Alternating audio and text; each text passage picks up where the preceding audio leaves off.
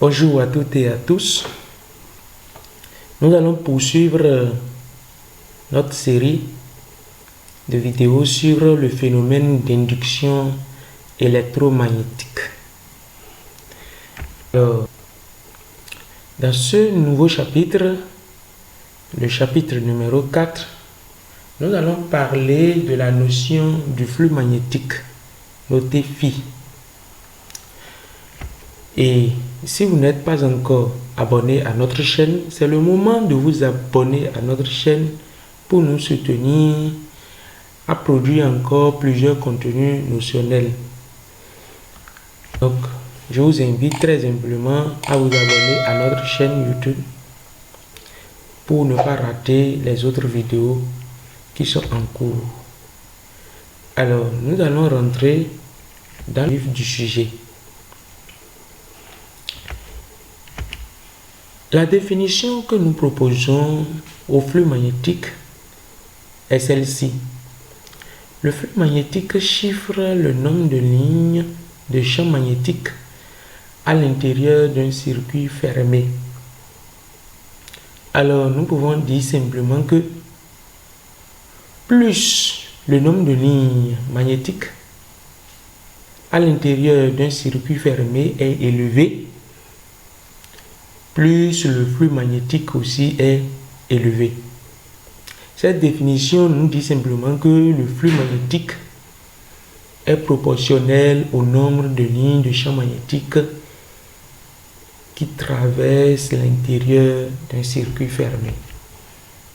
Alors, on pouvait se demander, mais qu'appelle-t-on une ligne de champ magnétique? Ou bien, tout simplement, on a oublié la notion de ligne de champ magnétique. Comme rappel, nous vous montrons le spectre magnétique d'un aimant droit. Et les demi-cercles que vous voyez schématisent les lignes de champ magnétique. Et les flèches indiquent l'orientation des lignes de champ magnétique et l'ensemble des lignes de champ. Les lignes de champ magnétique forment le spectre magnétique. Donc vous avez là le spectre magnétique d'un aimant droit qui est orienté du pôle nord vers le pôle sud à l'extérieur de l'aimant. Voilà un peu à quoi ressemblent les lignes de champ magnétique orientées pour un aimant droit. Alors, nous allons rappeler aussi le spectre magnétique d'un aimant en nu. Vous constatez avec moi que dans l'entrefer de l'aimant en nu, les lignes de champ sont parallèles.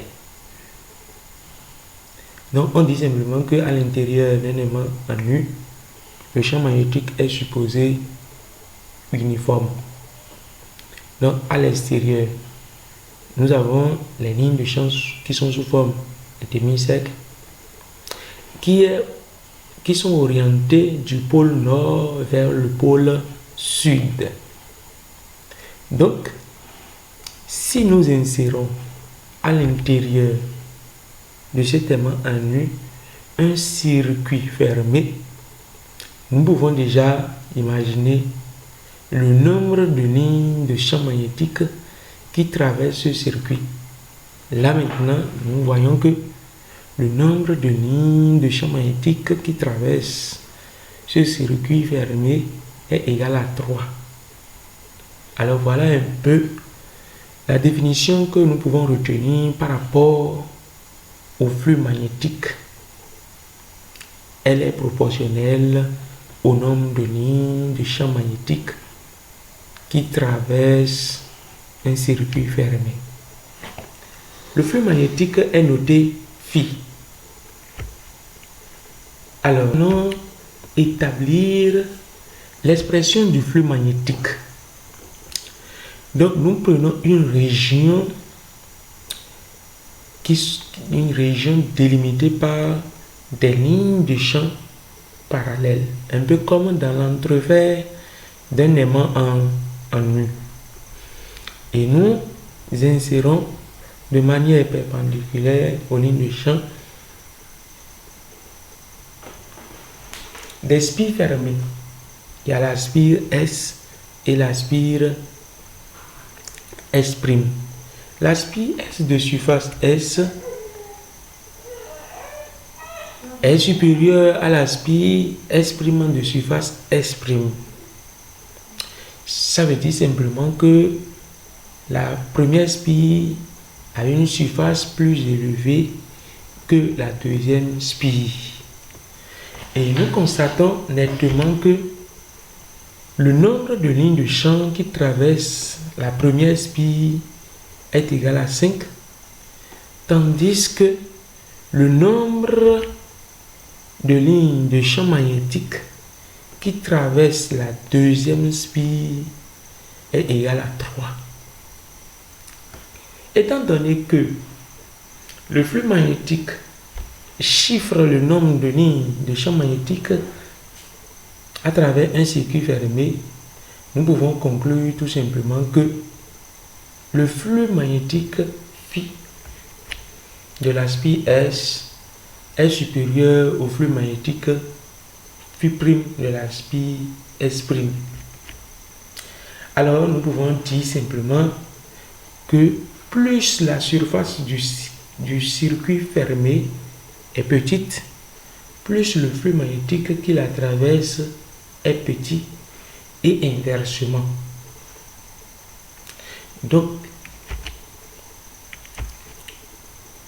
la conclusion, elle est très simple.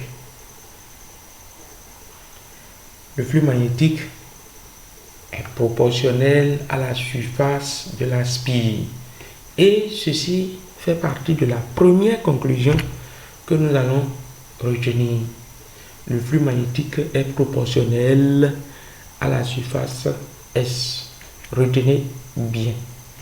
Nous allons poursuivre l'établissement de l'expression du flux magnétique.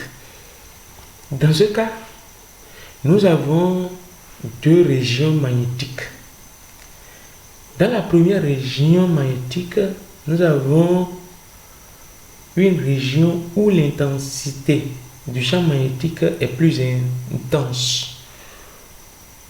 Ceci est schématisé par plusieurs lignes de champ magnétique. Dans la deuxième région, nous avons un champ magnétique B' d'intensité plus faible, ce qui se traduit par un très peu de nombre de lignes de champ magnétique dans la zone B'. Et nous insérons deux spires S' et S de même surface. Nous constatons que l'intensité d'office, l'intensité du champ magnétique B est supérieure à l'intensité du champ magnétique B' parce que le nombre de lignes de champ du côté de B est nettement supérieur au nombre de lignes de champ du côté de B'.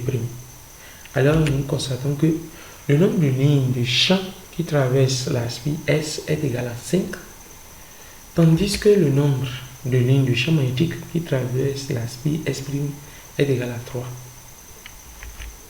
Ceci nous amène à conclure que le flux magnétique à travers la spire S est supérieur au flux magnétique à travers la spire S'. Conclusion, plus le champ magnétique est intense, plus le flux magnétique qui traverse la spire est grand. Nous tirons ainsi la deuxième conclusion qui dit simplement que le flux magnétique est proportionnel à l'intensité du champ magnétique P qui règne dans la région donnée. Gardez bien cette deuxième cause parce qu'on y reviendra. Nous allons poursuivre toujours l'établissement de l'expression du flux magnétique. Mais cette fois-ci, nous allons jouer sur l'angle.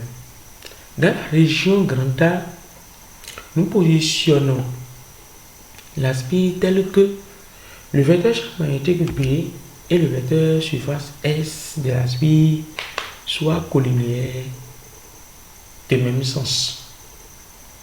Tandis que dans la région numéro B, nous positionnons l'aspect de telle sorte que le vecteur surface S soit orthogonal au vecteur champ magnétique B.